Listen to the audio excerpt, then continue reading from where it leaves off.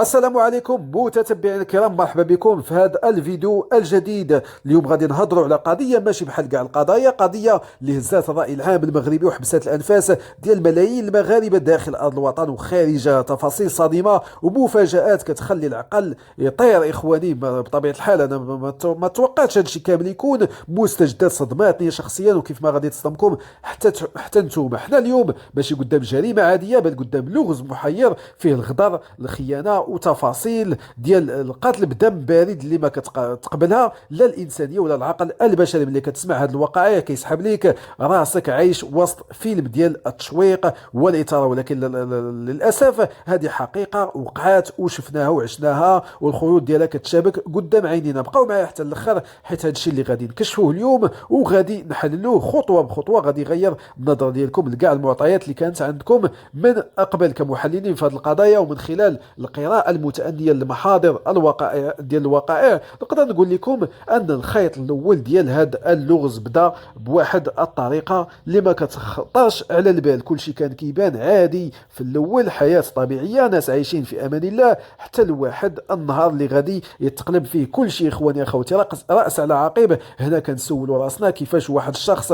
يقدر يعيش بوجهين، وجه بريء كيبان قدام الناس وكيتعامل بكل طيبوبة، ووجه آخر مظلم مخبي موراه الكوارث. البداية كانت ببلاغ أو باختفاء أو ربما بشكوك حامت حول تصرفات غريبة، ومن ثم بدأت التحريات الأمنية الدقيقة. رجال الأمن والمحققين بفضل الحنكه ديالهم بداو كيجبروا خيوط واهيه، ولكن مع الوقت هاد الخيوط بدات كتجمع باش تكشف لنا صوره مرعبه على حقيقه اجراميه ما كانتش في الحسبان. نمشيو دابا للعمق ديال الاحداث. من بعد ما تفتحات الملفات وبدا التحقيق الجدي، بدات كتظهر حقائق غاديه تصدمنا. الادله والقرائن بدات كتجمع، مكالمات هاتفيه وشهادات ديال الشهود وتحركات مشبوهه في اوقات متاخره من الليل. كمحللين اللي كيثير الانتباه ديالي في هذه المرحله هو الدم البارد اللي تصرفوا به الاطراف المتورطه. ما كاينش اثر للندم، بل كان هناك تخطيط مسبق، محاولات لطمس المعالم ديال الجريمه وتضليل العداله. هاد الناس حاولوا يخلقوا سيناريوهات وهميه باش يبعدوا الشبهه على راسهم، وكانوا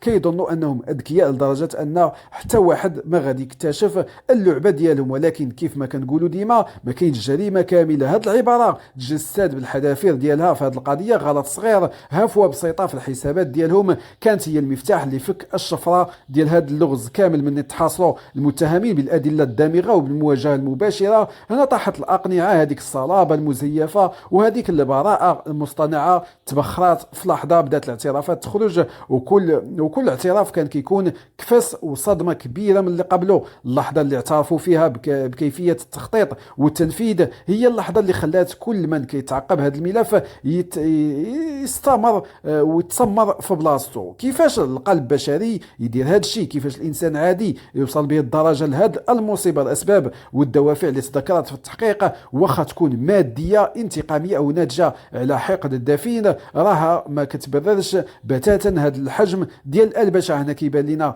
التحليل النفسي لهاد المجرمين. ناس جردوا راسهم من كل المشاعر الانسانيه وعمى لهم الطمع او الانتقام البصيره ديالهم، حتى وصلوا لواحد النقطه اللي ما بقاتش منها رجوع. على جينا نحللوا اخواني اخواتي هذه القضيه من منظور اجتماعي ونفسي، غادي نلقاو انها كتدق ناقوس الخطر. هذه الجريمه كتبين لنا كيفاش ان الثقه العمياء تقدر تكون بعض المرات هي السبب في الهلاك ديال الشخص.